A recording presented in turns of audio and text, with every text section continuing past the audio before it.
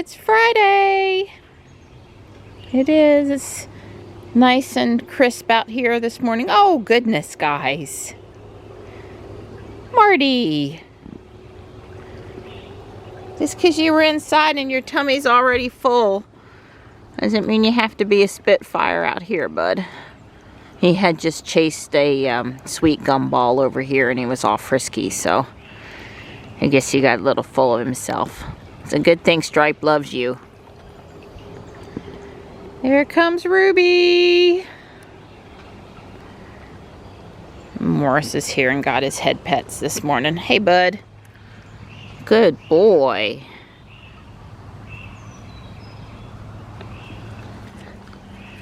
Marty. Martykins. He loves to play with sweet gumballs. Hey. Here, I got a few more. They're not in short supply in our yard. I didn't want to see your butt, though. Hi. Hi. Hello. Hi. Good morning to you, too. Did you eat up all your chicken? Mom's been watering some plants. Good boy. Good boy. Hi. No, no, no, no. Stripe's down here. No. Let's go back up. For now, okay? Just for now. We don't need any arguments. Don took Ruby out this morning to get to paper, to try to get it anyway. And said he's probably going to haul the stump off today and not leave it in the corner.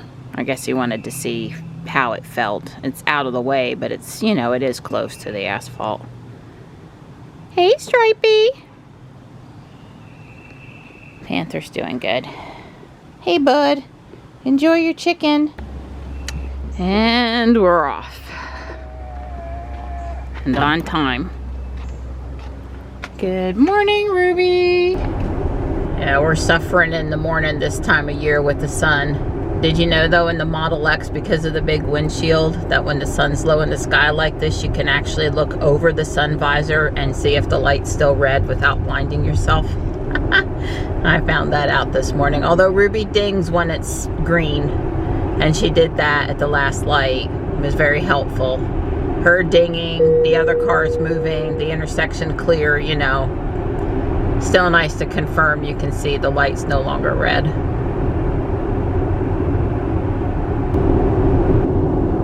.64 out there this morning. Not supposed to have any rain today either. It's pretty nice out there. The humidity's not super cranked up. It's 7:10, so we are making good time this morning. Oh, Johnny got dropped off at 7:20 library today instead of the usual building. The kids were pranking their AP Stats teacher today because he's retiring. And so hopefully that's going to work out. He likes Hawaiian shirts and has encouraged the kids on Fridays to wear Hawaiian shirts all year for extra credit. Johnny did have on a Hawaiian shirt this morning. And hopefully they're going to have a little fun today while still getting their project work done. Johnny says he wants to stay all day. So I'll pick him up at 2:15. There's an accident scene up here. I'll talk about that in a minute. So, approaching Cookout, where I make the left turn onto Tarboro Street, last couple turns right here at the school, at the park. There was an accident scene and a fire truck coming up behind us, and it was a little disturbing what was going on at the accident scene this morning. So, I hated for Johnny to see that. It's on his side of the car right before he got out. Hopefully everybody's okay, but hard to say for sure. So we'll say a prayer and hope for the best and try not to think about that too much today. Unfortunately, there isn't anything we can do to fix it. Well, the fire truck left the scene, and there are at least four Raleigh police officers with their lights on at the scene now, appropriately lighting things up. I'd like to believe the incident actually did not involve the motor vehicles and was simply a person needing medical assistance, but not because they were hit by a car. I'm hoping that's all it was. I briefly listened to some of the local news, and it was time to turn it back off. There's a reason why I don't pay that much attention to it. This Walmart over here around the corner in Garner that I stop at occasionally, the one that has the lot cop, the video surveillance system in the parking lot, they had a guy steal iPhones from the store yesterday and threaten several employees with a knife. That happened like at 3 o'clock yesterday afternoon, so if I had decided to stop there on my way home to get something, that wouldn't have been good. Obviously, the lot cop video surveillance system's there for a reason. I've heard of not good things happening in the Fuquay parking lot too, on occasion, right? Not every day, but wow. And then also yesterday, it was a great day around town. A gentleman stole a City of Raleigh pickup truck, drove over to Crabtree Valley Mall, crashed the pickup truck, and then carjacked a woman. I guess probably the closest vehicle in the parking lot was somebody getting in it with their keys or whatever, threw her to the ground and took off in her, I think it was a Chevy Blazer. So she was not injured, obviously distressed about the incident though. Probably not going to be shopping at Crabtree. You know, Crabtree has guys in vehicles driving around, surveillance all the time, the parking lot, if there's a fight that breaks out or whatever. But you know, they are trying to provide security over there. It's not like they don't, but they have more than their fair share of problems. And you know, it's like, well, where is it safe to go to shop? Where, you know, it just, I don't know. They're talking about 130 car break-ins in Chapel Hill last month. To me, that sounds like a staggering number of break-ins. I mean, I realize it's a fairly sizable city, but still, and probably the same group of people, if they're successful, if they've got a ring or racket going, they, you know, are responsible for a chunk of those. It's not all separate individuals deciding to go break into vehicles, but it said about half of the break-ins, the car was not locked. I know it's tempting to want to turn off locking the cars at home because, you know, you want access to your car without running for the key. And that's Tesla, and really that's, you know, most vehicles, right? In one capacity or another, but you've really got to lock them at home. Just even trying the door handle causes people to move on in quite a few of the cases. So, yeah, the Fuquay police every night at 9 o'clock has a Facebook post, 9 p.m. routine. Remember to remove your valuables and lock your car. Because I guess, you know, a large number of these are still happening after dark and overnight when majority of people are sleeping. So I'm sure, you know, like I said, that's good advice, because a lot of these people try the door handle and just move on if it's not convenient for them. Maybe they'll smash and grab if they see something worth going after. But I know in California they had the problem where they were breaking the back window, and whether there was anything back there or not, causing a lot of owners, Tesla owners in particular, to have to, you know, go for glass replacement. It's just, you know, I'm a little down on my fellow man right at this particular moment, but it is a Friday and it's a pretty day, and I'm gonna leave this funk behind now. It kind of all started with seeing the accident scene. I'm headed in to get a few things from Harris Teeter. I'm back in town plenty early since I didn't stay at St. Monica's long, and we were already earlier than usual this morning. Haven't decided if we're walking or I'm mowing, or both. Mission accomplished. It's pretty funny though, the only thing I bought was meat. Chicken, pork. They had some tomahawk pork chops on clearance. I understand why it might not be a popular cut, but I got two. Dawn and I will like them. And some steak for dinner tonight. So I decided grass instead of walk this morning, this time. It's nice and cool, and with Johnny having me pick him up later, I have time. And it needs it, especially starting out at the street. And so Don's gonna go full with that stump and do some other stuff. He's waiting on the deviled eggs to peel them to get them ready for me to come in and do my thing before he comes out though. Sleeping on it, I've decided to go on and pull the stump across the road and let it just kind of roll over there in the woods. You won't see it, but it'll be just cleaner. I've got the GMC hooked up. I got my cable and so forth. I think it's going to take 2 pulls. I've got to deal with the wood there. I don't want to break it, but we'll see. Cross your fingers. Pull. I'm going to do one more and put it on the other side of those 2 big trees.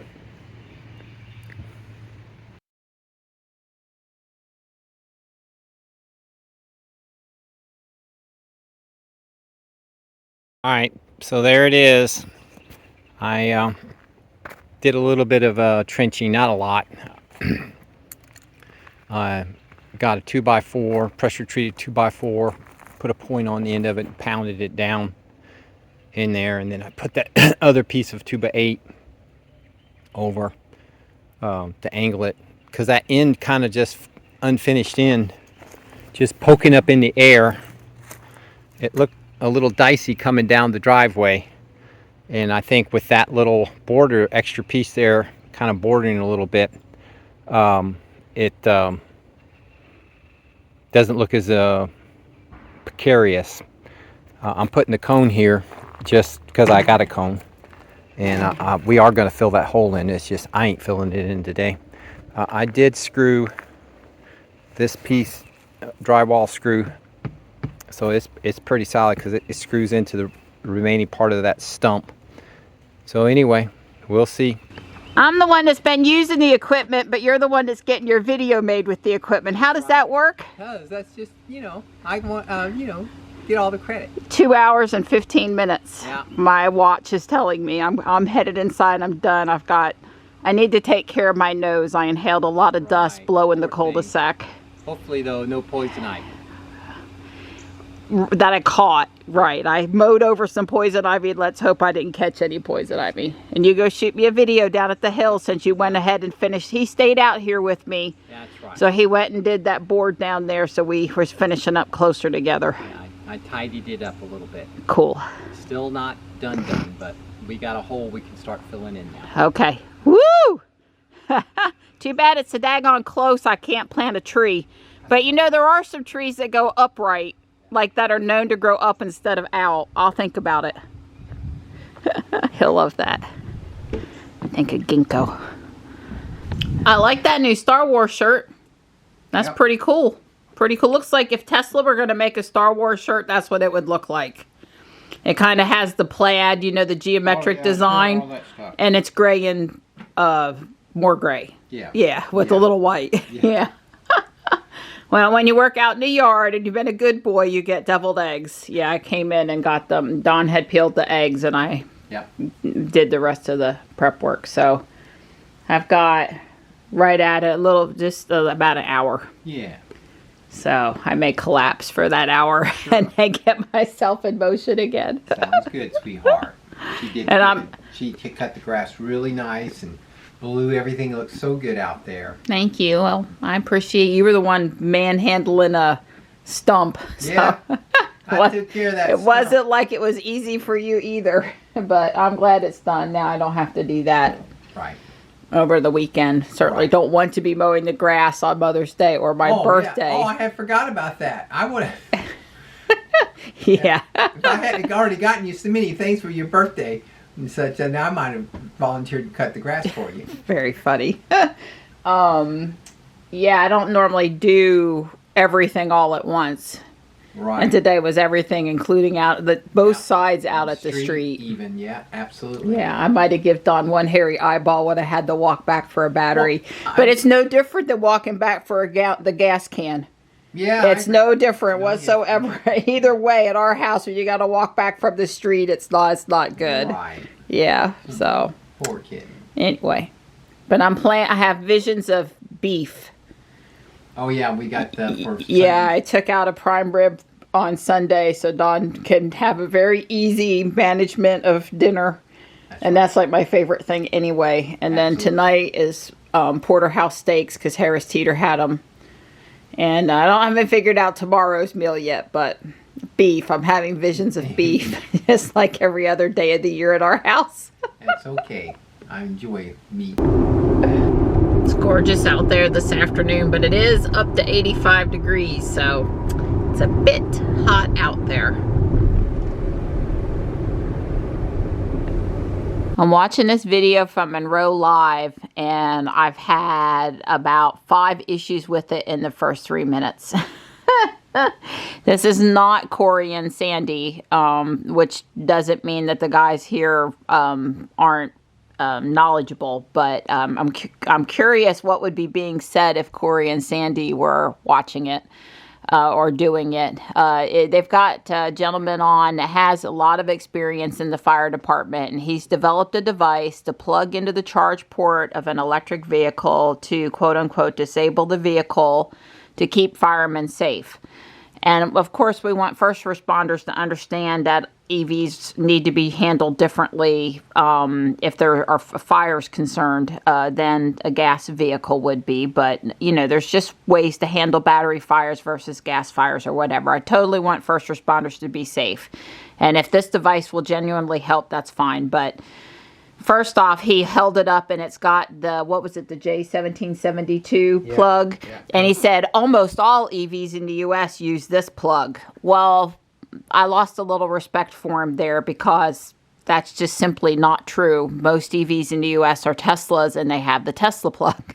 So he shouldn't have phrased it like that. And then they do have a Tesla adapter that goes on the end. It comes in a little kit. So when you take it out, the adapter theoretically, you know, the firemen are very careful with their equipment to inventory it and make sure they have what they need. That would be in the bag. So he puts that on. So the premise is they plug it into the charge port, assuming the car's unlocked, you can press on it, open it, whatever, to get in there.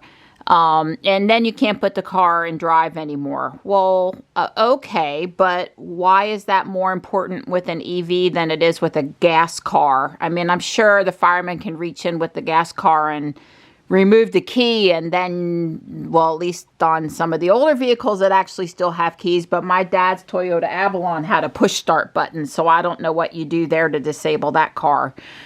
But in any way, at some point, I guess they were feeling like it was somehow safer that you couldn't put it into drive anymore. I mean, yeah, I guess a little bit safer, but I don't see the difference there, I guess, between gas and EVs. And I don't know. It was just, I'm just not convinced. And then they provide a spludger. Don and I had a good laugh in case the car's not unlocked, which therefore it couldn't be in drive, by the way.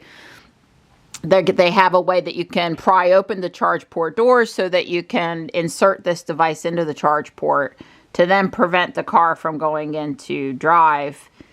But if the charge port's locked, then the car can't go into drive anyway. So I don't know why you would want to waste your time spludgering it to do that. I'll have to ask our friend Dave, who is a fireman, what his thoughts are on the video. I won't put him on the spot, but I think there's going to be a behind-the-scenes discussion here. But I'm just a little surprised that, I don't know.